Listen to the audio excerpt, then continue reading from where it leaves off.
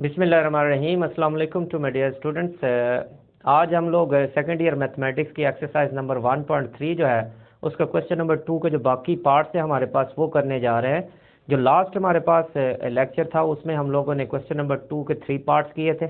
अब नेक्स्ट हम लोग इस वीडियो के अंदर मज़ीद 3 पार्ट्स को कवर करेंगे।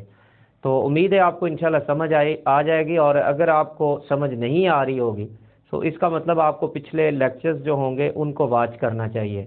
सो काइंडली मैं आपको रिक्वेस्ट करूंगा कि आप पिछले जो लेक्चर्स हैं उनको वॉच करें, क्योंकि ये जितने भी नेक्स्ट लेक्चर्स आ रहे होते हैं किसी भी एक्सरसाइज से रिलेटेड तो वो क्योंकि रेलिवेंट होते हैं इसलिए वो करने ज़रूरी होते हैं।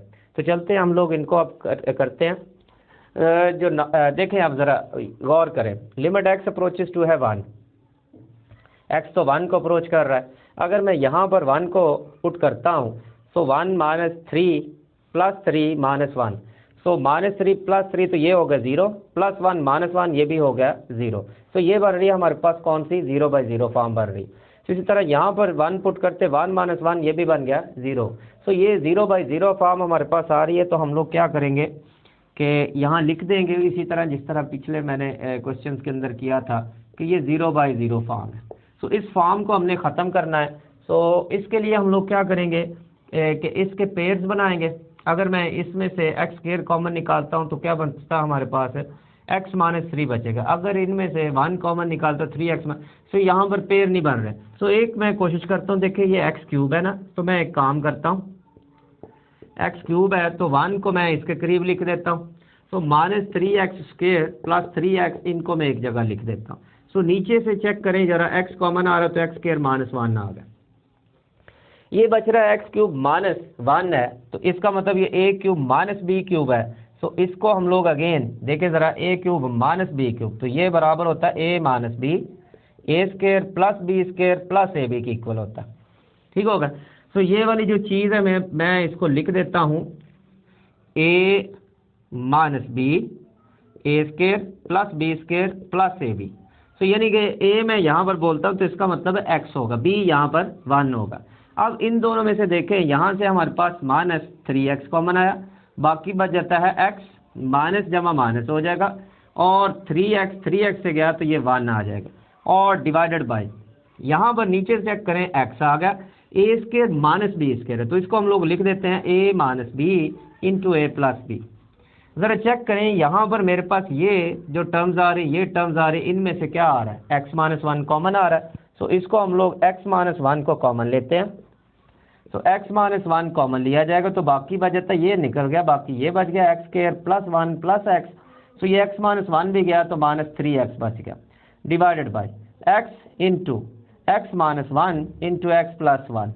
ज़रा चेक करें कि ये वाली जो वैल्यू है इससे ख़त्म हो जाएगी। अब बाकी देखें कि मैं अगर यहाँ पर लिमिट पुट करता हूँ तो 1 × 1 + 1 तो ये बन जाता है 2।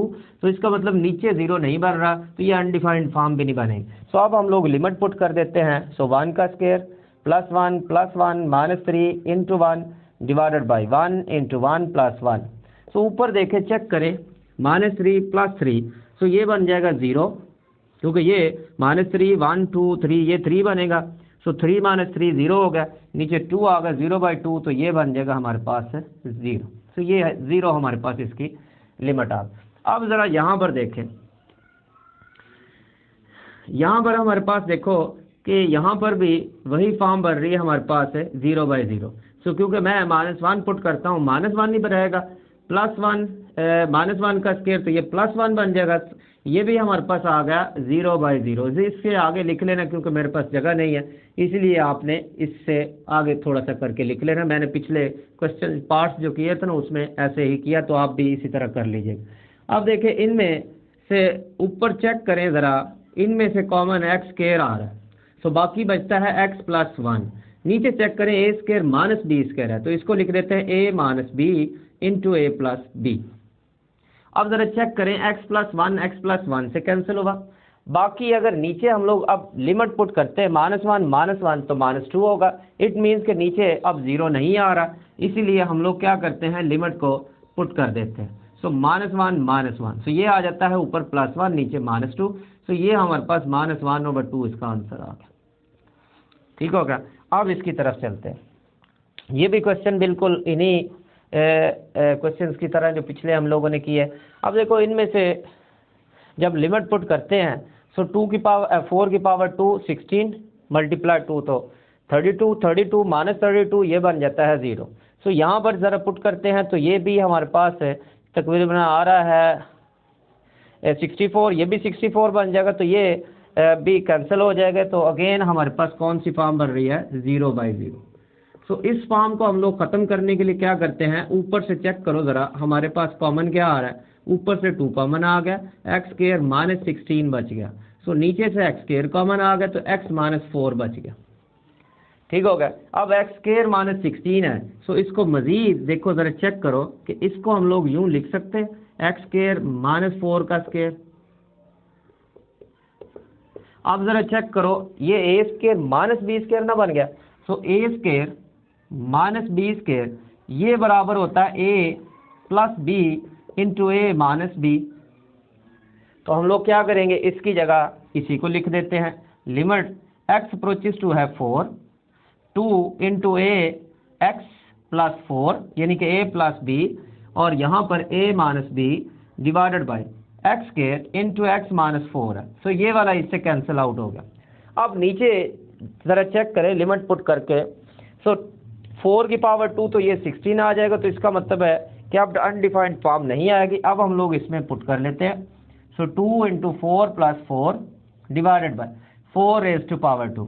सो ये आ गया 8 को 2 से मल्टीप्लाई करेंगे तो 16 होगा, 16 डिवाइडेड बाई 16 ये कैंसिल आउट हुआ तो ये 1 आ गया।